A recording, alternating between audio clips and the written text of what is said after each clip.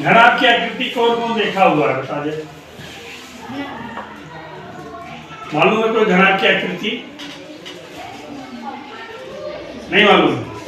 घनाभ में क्या होता है, लंबाई चौड़ाई से डेस्टर है, ये घनाभ की आकृति का। इसमें क्या है, लंबाई है, चौड़ाई है और ऊंचाई या मोटाई, तीन चीज है।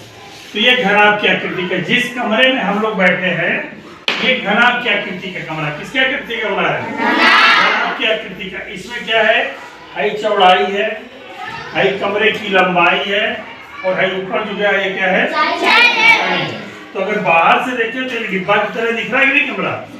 बाहर से देखें, ऊपर से हवाई जहाज से उड़ते देखेंगे तो डिब्बा की तरह कमरा दिखाई देगा ना।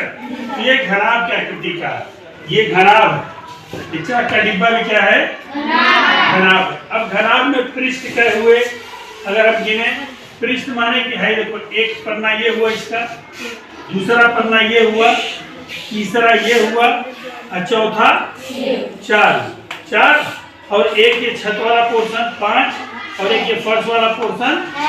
तो घनाभ में पृष्ठों की संख्या कितनी हो गई? घनाभ में पृष्ठ हो गए 6।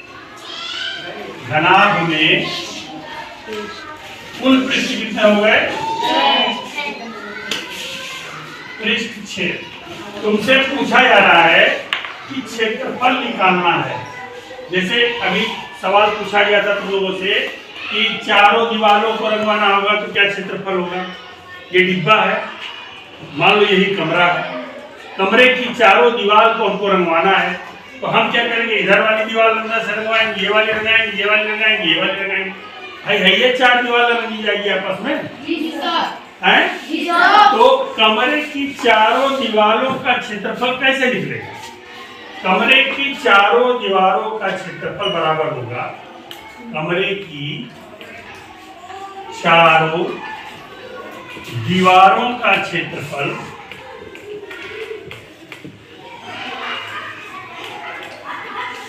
हम कैसे निकालेंगे बताओ?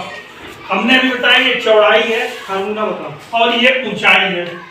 तो हमने आयत पढ़ा है, कमरे की चारों दीवार आयताकार, देखो ये भी आयताकार है, ये वाला भी आयताकार है, ये भी आयताकार है, ये भी आयताकार का है।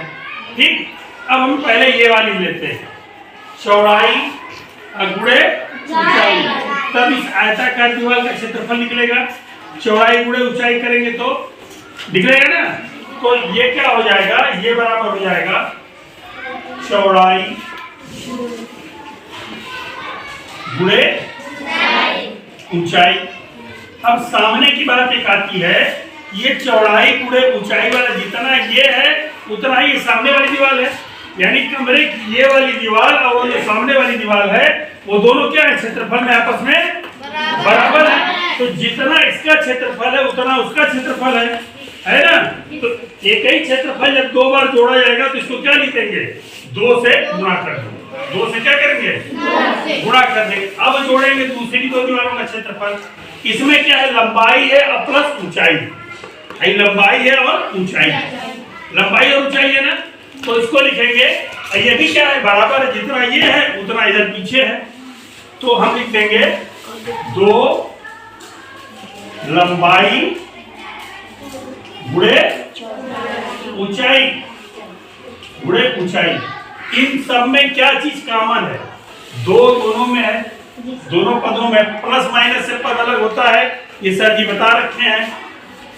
दोनों में ऊंचाई कॉमन है। ठीक, तो हम क्या करेंगे, कॉमन निकाल लेंगे, 2 गुणे ऊंचाई निकाल लेंगे, जो बचेगा वो गुणा के रूप में अंदर हो जाएगा। लंबाई, एक तो ये लंबाई बच गई और यहाँ पे क्या बच गई, चौड़ाई प्लस चौड़ाई, यानी कि कमरे की चारों दीवारों का क्षेत्रफल किस सूत्र से निकलेगा, ये वाला सूत्र लगा देंगे तो कमरे की चारों दीवारों का क्षेत्रफल हमको निकल जाएगा 2 गुणे ऊंचाई लंबाई प्लस चौड़ाई। और बढ़िया ढंग से लिखना चाहते हो 2 लंबाई प्लस चौड़ाई गुणे ऊंचाई भी लिख सकते हैं आगे पीछे, क्योंकि क्रम विनिमय का नियम गुणा में लागू होता है। आगे लिखे पीछे लिखे, 2 गुणे 3 लिखे चाहे 3 गुणे 2 लिखे, दोनों ओर से मान क्या होता है, बराबर आता है। क्लियर है ना। ठीक, अगला जो है घनाभ का आकृति है, घनाभ में कुल 6 पृष्ठ हैं, तो शेष 2 पृष्ठों का घनाभ का संपूर्ण पृष्ठ क्या होगा? घनाभ का संपूर्ण पृष्ठ, घनाभ का संपूर्ण पृष्ठ, घनाभ का संपूर्ण पृष्ठ के लिए क्या करेंगे? यही चारों दीवारों का क्षेत्रफल लिख लेंगे। यही लिखेंगे चारों दीवारों का क्षेत्रफल, चारों दीवारों का क्षेत्रफल, और क्या करेंगे? प्लस कर देंगे उसमें, भाई जितना ऊपर है उतना ही नीचे है, यानी कि फर्श और छत का क्षेत्रफल। यही करेंगे, या इसको लिख सकते हैं 2 गुणे छत का क्षेत्रफल। फर्श और छत का क्षेत्रफल बराबर होता है। फर्श का क्षेत्रफल किसके बराबर होगा? छत के। फर्श का क्षेत्रफल बराबर छत का क्षेत्रफल। समझना नहीं, घनाभ का कमरा है तो जितना ये फर्श का क्षेत्रफल होगा उतना ही क्या होगा? इसके छत का क्षेत्रफल होगा। दोनों क्षेत्रफल बराबर होंगे, तो हमने दोनों बराबर ऐसे 2 गुणे छत का क्षेत्रफल लिख दिया। अब यहाँ पे करेंगे तो चारों दीवारों का जाएगा 2 लंबाई धन चौड़ाई गुणे ऊंचाई प्लस 2 गुणे, इसमें क्या है बाबू? इसमें लंबाई और चौड़ाई है, छत के क्षेत्रफल में यही ना है, लंबाई है और चौड़ाई है। लंबाई में चौड़ाई हो गया। दोनों में 2 कॉमन निकाल लिए, 2 कॉमन निकाल लिया। यहाँ पे क्या बचा? यहाँ पे क्या बचा? यहाँ बचा लंबाई धन चौड़ाई गुणे ऊंचाई प्लस लंबाई गुणे चौड़ाई। ठीक, अब इसको और अगर विस्तार से हम लिखना चाहें तो 2 कॉमन निकाल के यहाँ लिख सकते हैं, और इसको लिख सकते हैं लंबाई गुणे ऊंचाई प्लस चौड़ाई गुणे ऊंचाई प्लस लंबाई गुणे चौड़ाई। यही फार्मूला तुम्हारी किताब में संपूर्ण पृष्ठीय क्षेत्रफल के लिए दिया गया है।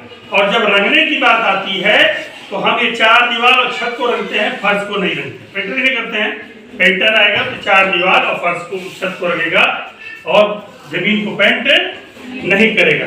सबको क्लियर हो गया? चारों दीवारों का क्षेत्रफल निकालना और घनाभ का संपूर्ण पृष्ठीय क्षेत्रफल निकालना। इसको और अगर शॉर्टकट लिखा होगा किताब में तो फार्मूला लिखा होगा संपूर्ण पृष्ठीय क्षेत्रफल। क्रम से याद करने के लिए ये हमने बताया कैसे फार्मूला बना है।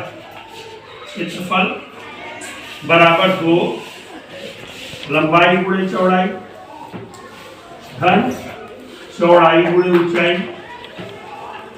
धन लंबाई गुणे ऊंचाई गुणे लंबाई, ऊंचाई गुणे लंबाई। ये फार्मूला लिखा गया हो, ठीक है।